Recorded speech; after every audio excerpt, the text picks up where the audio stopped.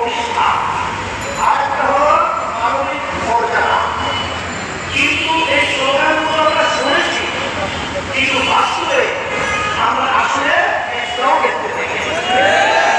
বরং আমরা কি পেয়েছি, যাদের মাধ্যমে পরিচালিত হয়েছিল এদের মাধ্যমে এই সুন্দর একটা বাংলাদেশ একবার জীবন নয়, আমার দুনিয়ার মধ্যে পাঁচবার চোরের দিকে ভাগ করেছি।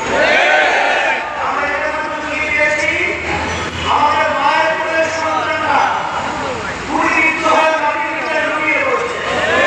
এদের মাধ্যমে আমরা কি পেয়েছি, আমাদের বাংলাদেশের ভবিষ্যৎ প্রজন্ম মেধাবী সন্তানগুলো যখন তারা দেশ পরিচালনা করতে যখন আওয়াজ করেছিল, তখন তাদেরকে পশুকেও কারাবরণ করে তাদের গুলি বুকের মধ্যে গুলি করে মাটিতে লুকিয়ে রাখা হয়েছে। এদের পরিচালনা আমরা কি পেয়েছি, আমাদের ঈশ্বর, আমার ভাইরা, আমার ভাইরা, তাদের পশুপালন সম্পদ, তাদের মাথার ঘাম পায়ে টক্কর করে বলেছিল, এই সম্পদ সরকারি ফান্ড জমা হয়েছে, আরো ক্ষমতা কেয়ার করছে, আমাদের এই টাকা বাংলাদেশ থেকে পাচার করে এখন দল তৈরি করেছে। এদের মাধ্যমে আমরা কি পেয়েছি, আমাদের এই স্বাধীন দেশ, সেই দেশ স্বাধীন করতে গিয়ে লক্ষ লক্ষ মানুষ জীবন দিয়েছে, বন্ধ হয়েছে, অনেক মাতা সন্তান হারিয়েছে, এখন পর্যন্ত ভারতের বন্ধ হয় নাই। কিন্তু সেই স্বাধীন দেশ ওই দেশের ভিতরে উঠে বিদেশিদের চালানি করে আমাদের দেশের স্বার্থকে ঢেকে দিয়ে বিদেশের স্বার্থকে সমুন্নত করেছে।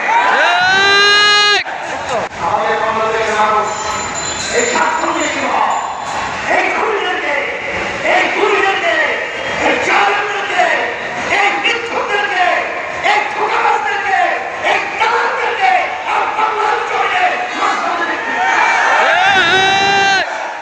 এর পরিবর্তন আমাদের কি করতে হবে? এই পরিবর্তনের জন্য আপনারা দেখেছেন ৫ই আগস্ট আমরা আমাদের দেশ নতুনভাবে স্বাধীন হয়েছে। অনেকে বলতে পারে হুজুর ৭১ সালে স্বাধীন হয়েছে, আবার নতুন স্বাধীনতা। আসলে আমরা স্বাধীন দেশ বলতেও ঠিক, কিন্তু আমরা স্বাধীন দেশে বসবাস করেছি পরাধীনতায়। আসলে ৫ই আগস্ট আমাদের দেশ স্বাধীন হয়েছে, এখন আমরা স্বাধীনভাবে কথা বলতে পারছি, এখন আমরা স্বাধীনভাবে কাজ করতে পারছি, এখন আমাদের মৌলিক অধিকার আমরা বাস্তবায়নের জন্য ক্ষেত্র তৈরি করতে পেরেছি।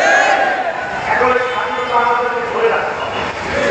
এখন বারবার যাদের মাধ্যমে দেশ পরিচালনায় আমাদের সুন্দর দেশটাকে তারা ধ্বংস করেছে, একটি স্বার্থের জন্য এবং বিভিন্ন ধরনের সরকারি বদমাইশির মাধ্যমে এদেরকে আর ক্ষমতায় আমরা দেখতে চাই না। এর পরিবর্তন আমাদেরকে করতে হবে। কি করতে হবে?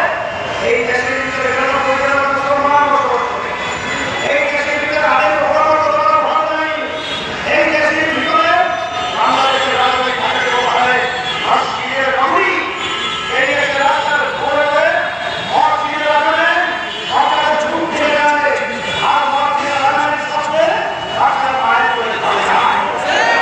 এই দেশের মধ্যে ইসলামিক জ্ঞানের জন্য তখন একটা পিকনিক পর্যন্ত তার শান্তি বিজ্ঞান হয়। কিন্তু এখন কি দাবি, সমস্ত মানুষের দাবি